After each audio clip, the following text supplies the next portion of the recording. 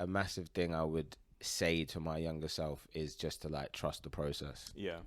And I think like I used to get like itchy feet a lot and sort of be like, I'm not where I'm supposed to be, or I need to do more, or that person's doing this, or and I have a couple of like older mentors that used to always be like, yo, chill. What's going on, everybody, and welcome to 30 Years and Running. I'll be your host, Christian, and each week my friends and I will be looking at life seen through the eyes of 30-somethings. Whether it's things like dating, social media, or mental health, we'll be looking at the past, present, and future of being in your 30s. I think you just got to take the L if nobody responds to It's like, your content. But we got jobs, like people doing like shit. Just take the L and move, man. I don't know. Each their own anyway, but For real. there you go. But anyway, welcome to 30 Years and Running. I've got man like douche back on the sofa. Yes, sir. How you doing, man? I'm good, G. I'm good, man. Can't complain. Good. Just out here living. That's what I like to hear, man. So you guys remember Douche from the retro gaming episode. And sorry, beforehand, I didn't even set you up in terms of like context and how we know each other actually. But again, similar to Richard, like Douche and I went to school together. So like I've known Douche since I was like 11, I guess. And then I think friend-wise, again, I feel like, we've always been cool. I know I've said this about Richard, but we've always been cool. Partly because we used to play cricket together. I think. Yeah, I was gonna say that was the inception. Yeah. Yeah, but I feel like in terms of becoming actual like friends, I don't know. I can't think of a single point really, but I'd say maybe 15, 16, something like that. Yeah. When we started all going out The and house all that kind of stuff. Yeah. The OG stuff. Yeah, but point being is, I've known Douche for a good 20 years now actually. 20 years and running. 20 years. Bars. And yeah, basically it's my birthday's just gone on Monday, so I thought it was a good chance for us to actually kind of look back on things really. And Happy birthday, by the way. Thank you very much. And specifically just talk about, as we get older, I suppose, well, as I've grown older anyway, like you start to kind of look back on your life and you start to think about things you might have done differently. And specifically for this episode, it's all around advice to your younger self. And so we're not going to necessarily kind of focus on a specific age as such, but I'm sure we'll kind of touch on different ages as we kind of go through things really. But I suppose to almost kind of like set the scene, just to kind of give a bit of context to the people about your journey really. Like where were you like 10 years ago, I say? 10 years ago. So 21. I was in Southampton, which is where I went to uni. And I would have been working for Junk, which obviously you came to, which was a nightclub down there. Yeah. Just for just quickly, actually, just to interrupt. Like that night when I went to Southampton, Douche like fucked me up as well. I'm not a big drinker, right? Although back in those days, like I used to drink a bit more, so I was a bit more versed with that. But even when I went down to see Douche, he had me in the Captain Morgans. And for those who don't know, like Douche back in 2010 in Southampton was like Jesus back then, because we were like bar crawling and we weren't paying for anything. We were getting let in for free. I was getting shots left, right, and center, and I was like, yeah, I couldn't survive down. I couldn't survive down here. I would die. That night was lit. I would die. That night was lit. Yeah, it was. Nah, any Southampton man listening to this, obviously, that's not my claims. Yeah, because a couple man had that. There was a few of us that had it like that. The people need to know. I thought I'd get that in because they need to know that you were that guy. Yeah, we were doing our thing, man. We was young, and obviously, I was working at the nightclub. What was I doing at that point? I was probably assistant manager, and I was like promoter for the Saturday nights, which was like the flagship house night. That was my introduction to electronic music, dance music. And I'd either dropped out of uni or I decided I was going to drop out of uni at that point. So it was a quite a pivotal year. Yeah, actually. Let me ask you something. Actually, I don't think I've ever asked you this, but was music always a route that you wanted to go down in terms of job wise, or? Nah, it was always sport. Yeah, it was always sport. Sport was the passion until uni, and then it felt like it changed, partly because we weren't with the same crew. It was always that energy of playing sport with the people that you know. and the people that you grew up with, we had that camaraderie and that energy.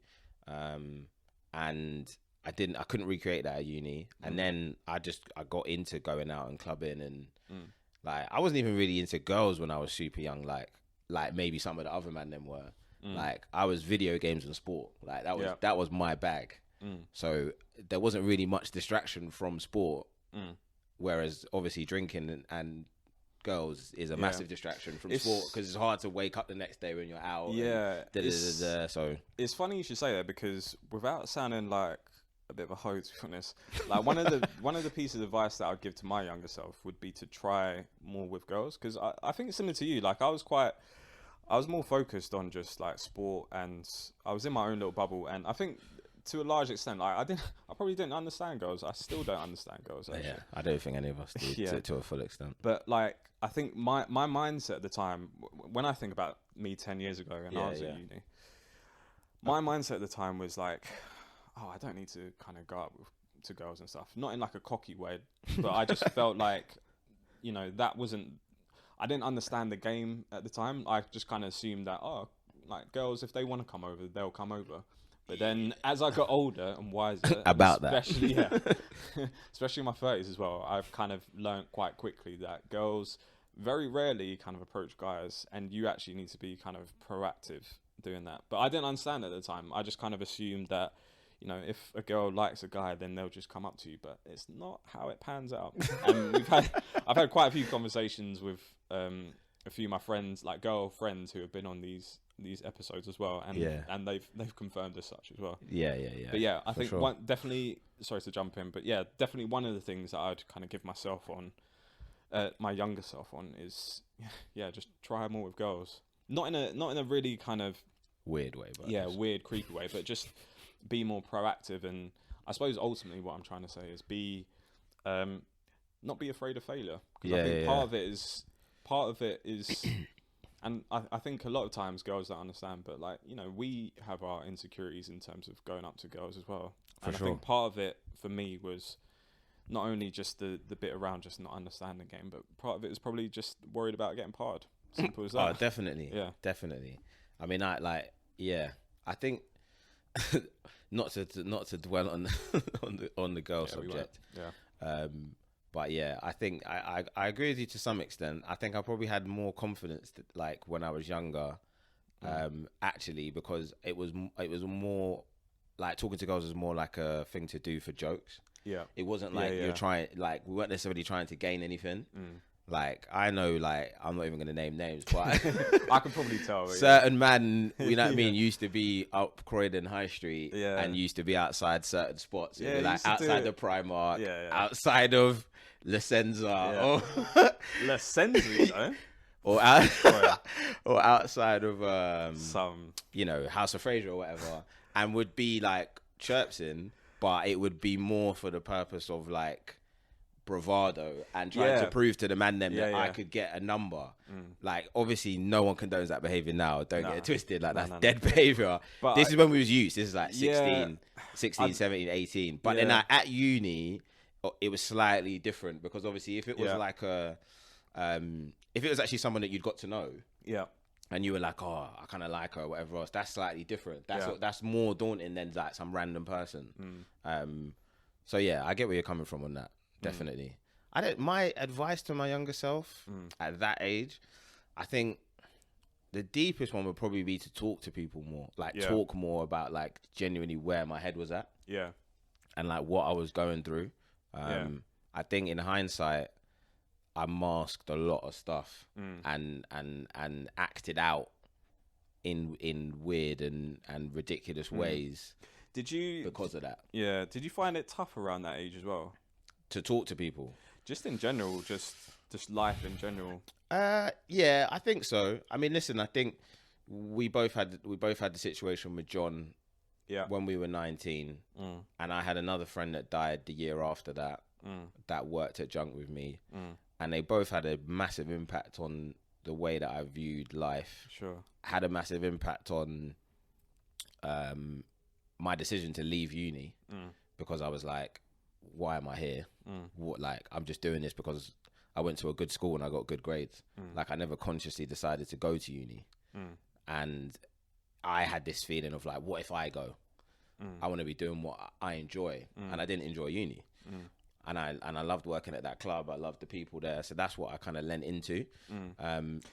Sorry, just quickly, do you regret going to uni? No, no. And that's one thing I was considering when you told me about this topic is would I tell my younger self not to go to uni? Yeah. And the reason I wouldn't, even though it put me in debt and I didn't actually get a degree from it, life experience. Yeah, it's funny you should say it, because I say to people all the time when they ask me about uni, it's like, weirdly, I didn't really learn that much academically. I don't know if you tell me, did. So my degree was in English and sports science. If you ask me anything around those topics of what I kind of studied and the modules that I studied, I probably couldn't tell you much, to be fair. But similar to you, like, I learned a lot in terms of life experience. For sure. So yeah, I'm with you. I wouldn't change the fact that I went to uni, and it was kind of good because, you know, you learn to live with people, you learn to interact with different cultures, you learn really basic stuff like how to cook and wash and manage your money and stuff which you don't learn at school, and you have to experience for yourself. So definitely, yeah, part of my advice to my younger self would be to go through. I think we'll talk about stuff that, you know, we wish we did do, or sorry, that we didn't do that we wish we did do, but you know, part of the whole advice thing is to kind of reaffirm the stuff that we did do. And one of those things for me is definitely go to uni, but, you know, understand that it's probably going to benefit you more from a life experience point of view than academically. Yeah, definitely. I think for me, like, life experience and then like connections, in the sense of like, I wouldn't be in the position I'm in my job, in my life, if it wasn't for what was built in Southampton. Like, that's where my love for music, in that sense, my passion for music came from, my passion for dance music, for clubbing, which eventually led to, you know, me being in the position I'm in at a music PR company, but everything stems from there. Yeah, sure. Like, even the first internship I got in London is from a friend of mine, shout out Mooj, who was working for Lovebox. Oh, fair. I know Mooj from, he used to DJ at Junk. Okay, and he was part of the extended family at Junk. So without me going to Southampton and getting in with that crowd, and obviously but him becoming a friend, when I moved back to London and I decided, not have been in position, you know what I mean? Yeah. And that's one of the dominoes that has led to this point. So almost like, you can ask Aisha, like, almost every time I go somewhere, I see someone from Southampton. That's like mad. In all different walks of life. There's people that work for Adidas. There's people that work for Nike. There's people that run their own graphic design companies. You know, every sort of like creative industry. Yeah. And it's people that you can plug in with and be like, oh, okay, yeah, what you saying? Da, da, da, da. Like, I'm doing this now. So it was super beneficial for that. Yeah. I'll be honest. Like, I'm quite ignorant about it. Like, I never thought like Southampton was such a melting pot for, especially like the creative industry as well. But I know from talking to you previously that a lot of people have become, not even have to become famous, but a lot of people have kind of gone on to do really good things, especially on their own as well, more importantly. Yeah. And they've gone to either Southampton or Solent as well. Yeah, I mean, Solent, you know what? Solent is, I didn't even go Solent, but I have to give Solent a shout out because that's where a lot of the fashion and creative stuff was going on. And that's the people that I kind of gravitated towards the end of my time in Southampton. And I think there's a lot of Londoners that go to Southampton because it's just far enough away that you feel independent, but also it's just close enough that you can go back home and get mumsy's cooking. You can still go to your London barber. Because you get me, all them things there, you could still... Yeah, because the joke is, it's only like, what, hour and a half, 2 hours away on the train or something? It's like hour 15, bro. There's a quick train. It's an hour 15. It's nice, man. Or you hop on the Greyhound coach like I did, and you go down there and it's like £7 or something stupid like that. So exactly.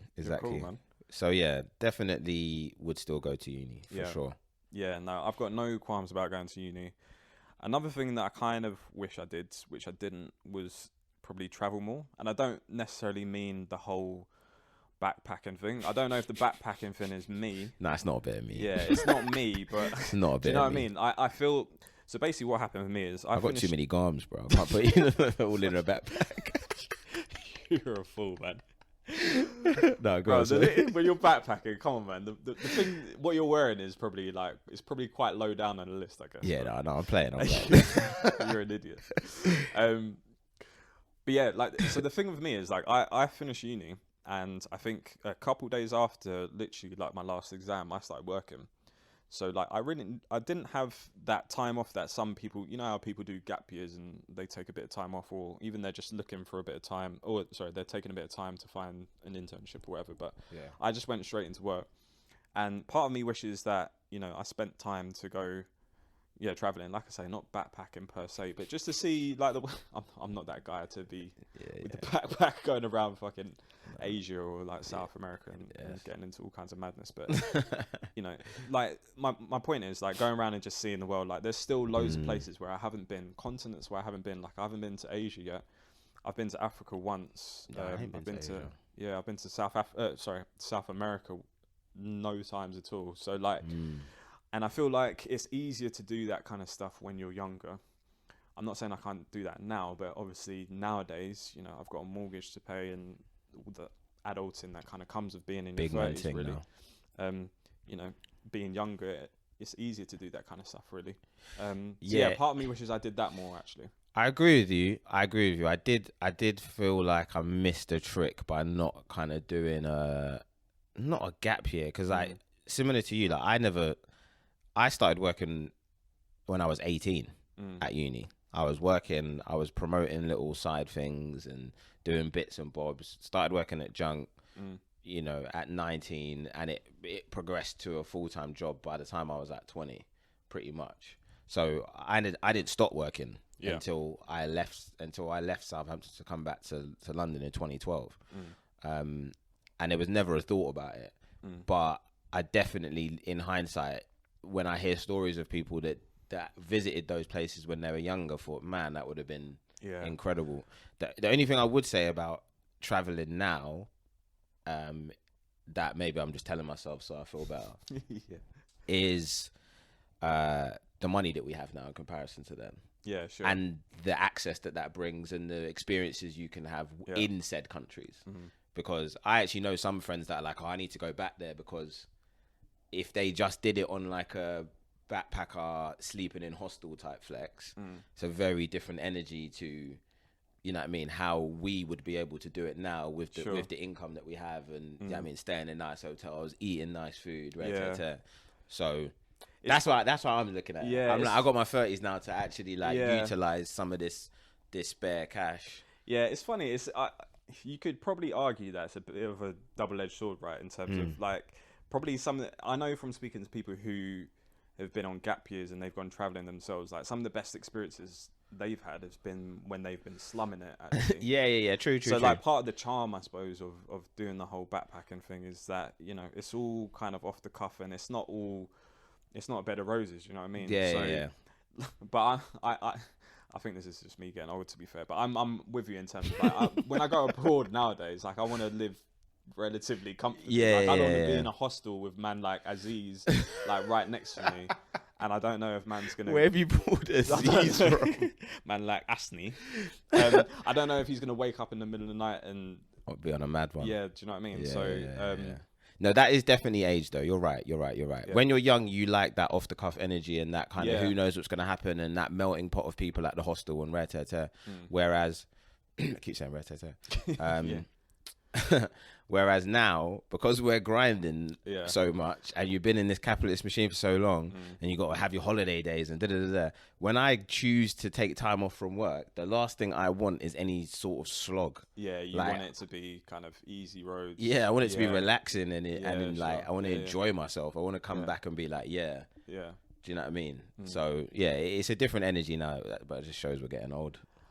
Yeah, it's funny because like I never thought I would start talking like this, actually. I don't know why. I think everyone thinks that though. Yeah, I mean, I suppose you don't really think too far ahead when you're in your kind of late teens, 20s, etc. But yeah, I think as you get older, you start to be more conscious about spending money. Shit, I sound so boring now, but it's actually facts. I talked about mortgages. I talked about like Yeah, not trust me. spending, like Trust being me. too frugal with your money and stuff like This that. lockdown has definitely showed me that. I've been looking at like furniture and shit, and I'm like, that's actually like, I bet you're getting very excited. that's about that getting as me well. gassed. That's actually what's getting me the most gassed. Yeah, it's a wrap now, to be honest. Yeah, that's like the new thing is looking for Yeah, like glassware and shit. Like, Glassware. bro, all kinds of stuff. Like when I heard Debenhams was shutting down, I was straight away on the website like, Listen, there's got to be some deals. Junk douche is long gone now. I copped some towels. I was on the towel, got some nice luxury towels. What kind of towels did you get? They're just like just towels, My blood. head, you They're got just some, like Egyptian no, cotton it towels, wasn't like even that some deep. bougie towels. But it was a deal though, bro. I'm a sucker for a deal, bro. Yeah, so no, yeah, you're finished out here. yeah. That's what I'm saying. It's definitely old man fresh now. It's not. Old man fresh. It's not that. New nickname, yeah. Yeah, it's not that young boy energy anymore. That 21-year-old was a crazy guy. Yeah. I always say to people that like get worried about getting older. Like a lot of my team and my at work are younger than me or whoever, like my niece or whatever. I'm always like, you know what? You should always feel like this version of yourself is the best version of yourself there's ever been. So like, I used to always find it weird when people were like, oh, I wish I was 21 again. Like, I don't. Like, I was a chief. Like, in comparison to this person, like, I was an idiot. Like, I didn't know the world. Like, I didn't have the same level of respect for things as I do now, the same appreciation for things and for people that I do now. Even again, like the means, like, you know, I didn't really have no money or whatever else. Like, there's nothing. I can look back at that time super fondly, but I could never like want to be that person again, if that makes sense. No, because I agree with you, because I think that's a moment in time that you can't really kind of recreate, I suppose. And I think it's a bit futile to start wishing that you were like that again. Like you were that person during that time for a moment. We're getting really philosophical here, but you know what I mean. I just think you are who you're supposed to be at the time when you're supposed. Do you know what? I started saying it. I was like, this is fucking fluffy. Yeah, man. You're going on some. Yeah, but I just think, that was like some that was like some Captain America shit. I was about to say this is some Endgame stuff. That was like some proper soppy like. Yeah, no. My point, I think my overriding point is like you shouldn't want to be kind of a previous version of yourself, because you know that previous version of yourself is.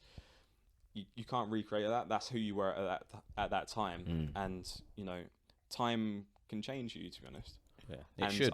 It should change you. And I think back to how I was kind of 10, 15 years ago, and fundamentally, I don't think I've changed. But I think time does change you, and your experiences do change you.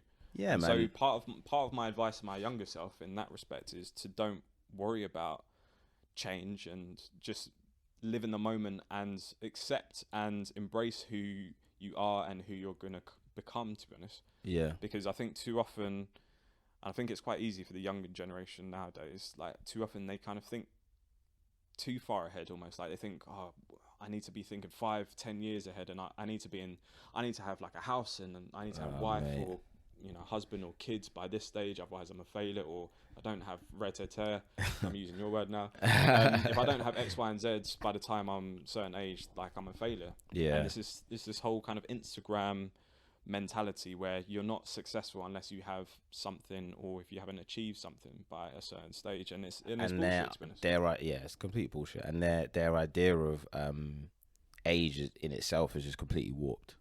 Like people think like 25-year-olds are old and shit like that, and it's like because obviously we see the success stories now so easily, and people can blow up and be famous and successful at 19, 20. I mean, they could always do that, but you see a lot more of it now. Yeah, I think that it's people a bit more think accessible or easier, should I say, to people think that's the standard, and people think that like, oh well, I'm now past it if I don't.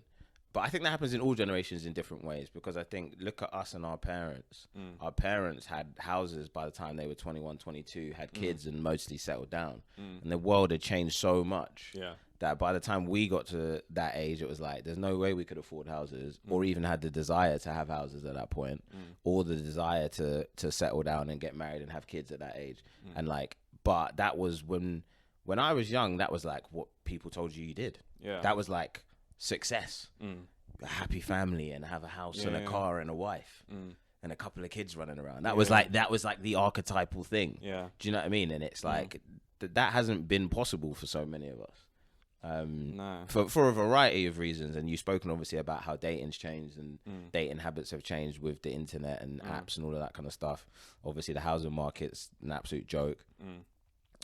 So yeah, I think we had that, but like to a lesser extent. I definitely hit 25, for instance, and had like a bit of a, oh man, like really, what's going on here? Like how am I? But then it helped me. Yeah, I think it's only natural when you hit certain milestones that you start to kind of almost take stock of what you've done and where you kind of want your life to go. Like I remember when I turned 30. Like I had a mini one of those, but it wasn't anything drastic. I definitely kind of hit 30 and I was like, okay, what's kind of next, I guess.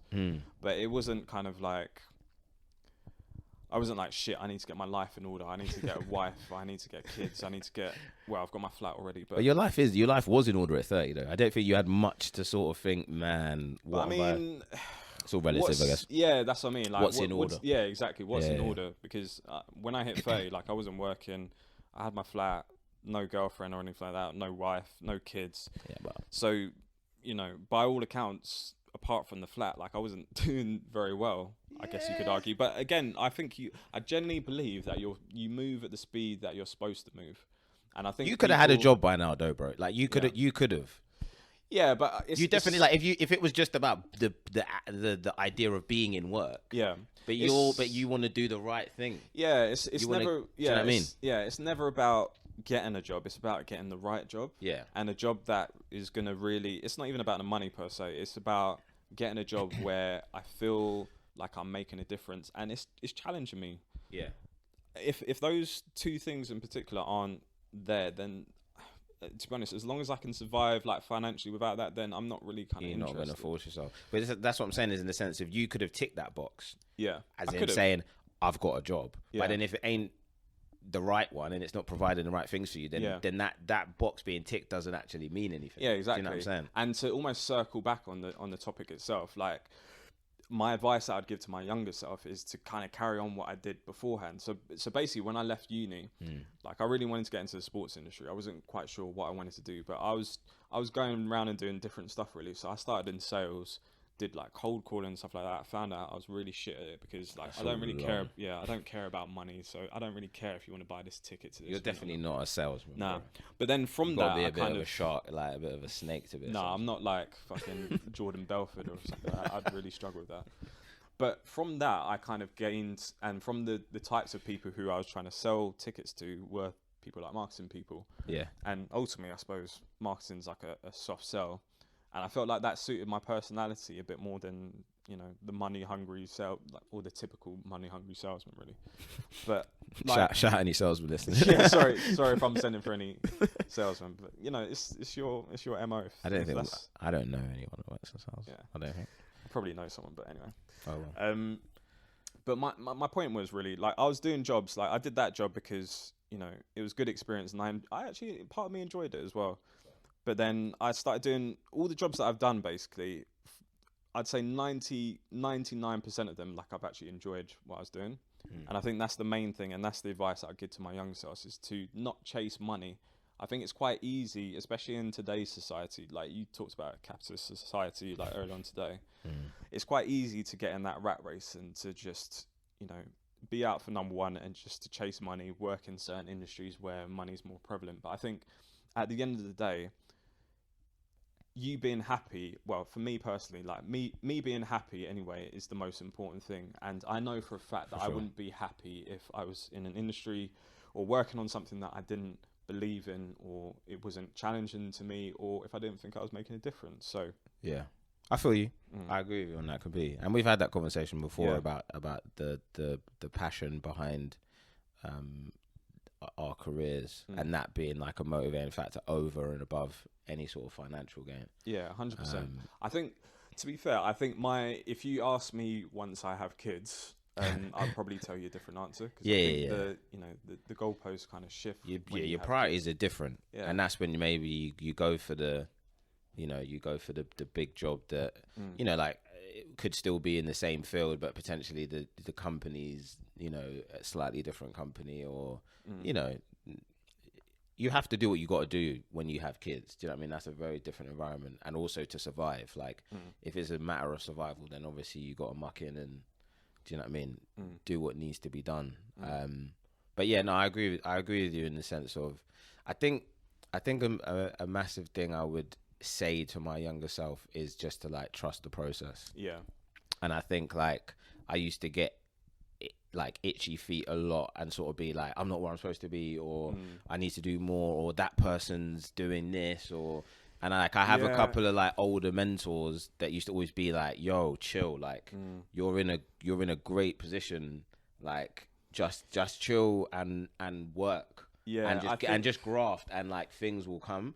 And I think that, and also realizing how fast things can change, like how quickly you can go from, like if you put the work in, and obviously things have to fall into place for you, but just trying not to get like too mired in negativity, because things aren't happening right now. Yeah, I think things can accelerate so quickly, man. Yeah, it's a good point because one, because of the school that we went to, and we're almost kind of, what's the phrase I'm looking for? Like we're almost kind of like programmed, I suppose, to believe that, we need to be doing X, Y, and Z. Otherwise, that's not the Whitgift way or something like that. What's the X, Y, and Z?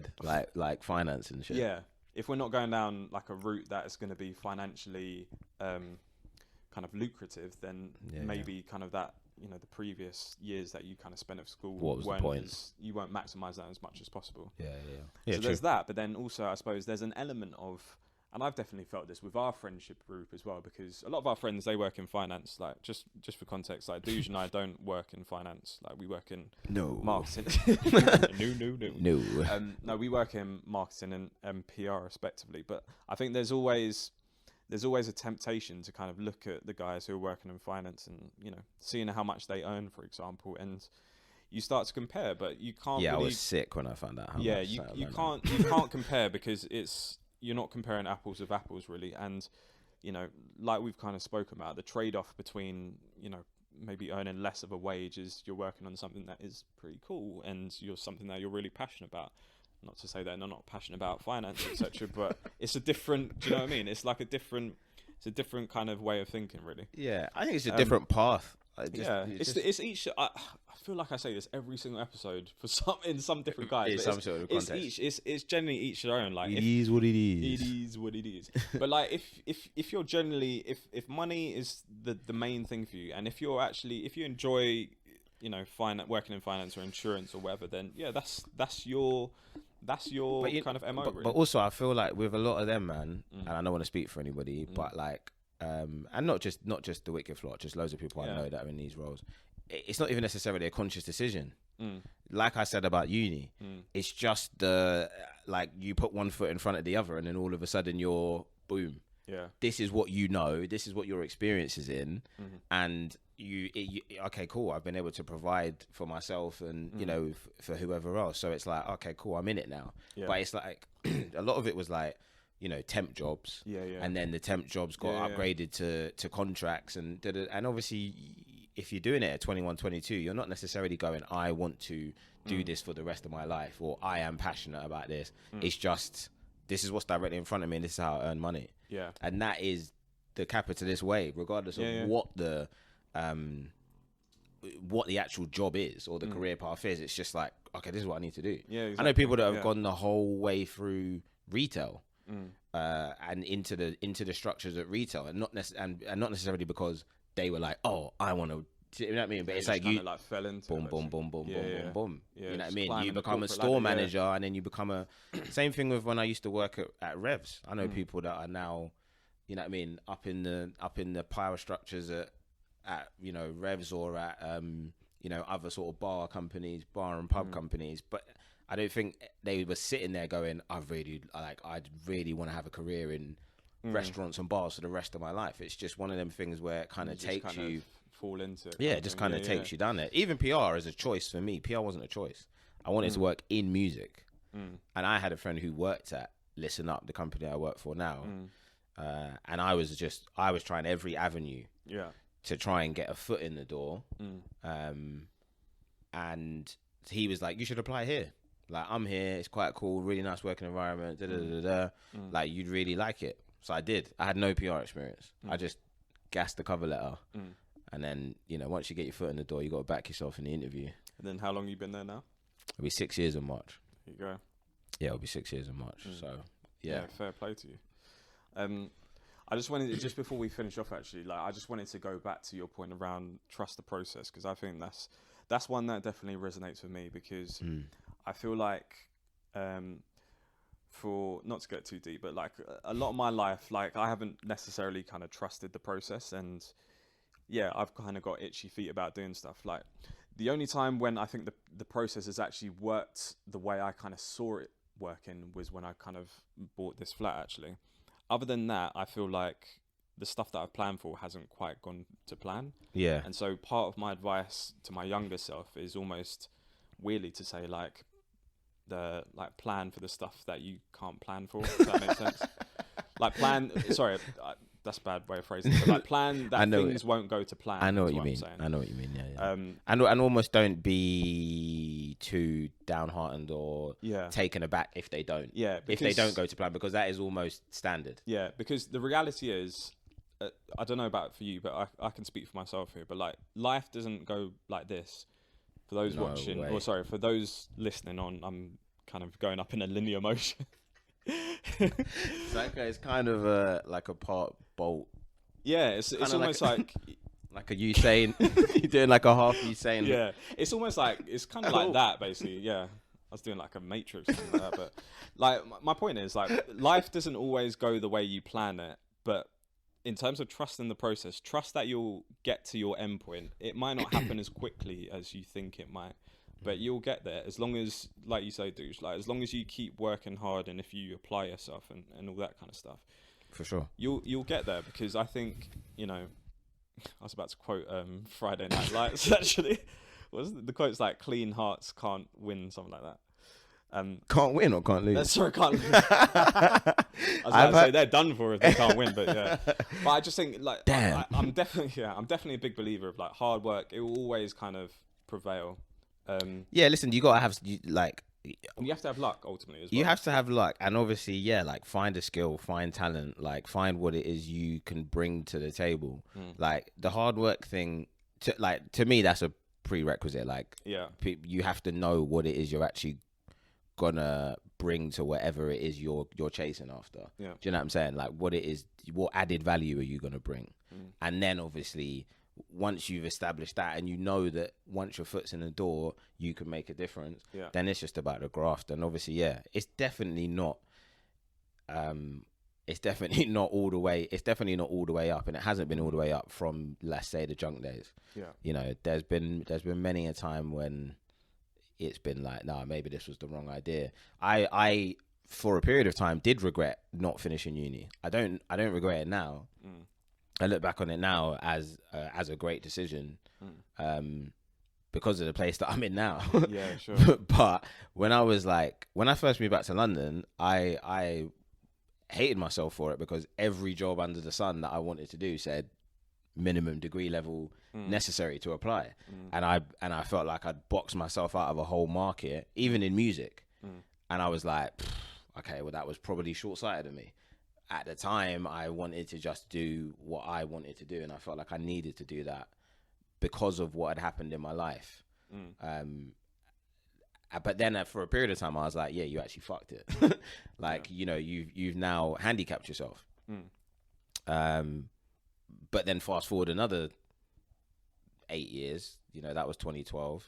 And I can say it didn't. You know what I mean? It hasn't had any impact on my career. I couldn't expect to be any further along the journey than I am. In fact, I'm surprised I've risen as far as I have. To be perfectly honest. So, you know, for even if you're down for a couple of years or a period of time, it could, like I said, it can accelerate so quick, man. Facts. You never know when you're going to get that break and when things are going to start to turn your way. You just have to be consistent. Yeah, facts, man. Thanks for watching 30 Years and Running. Please subscribe, comment, and share. See you next week. Peace.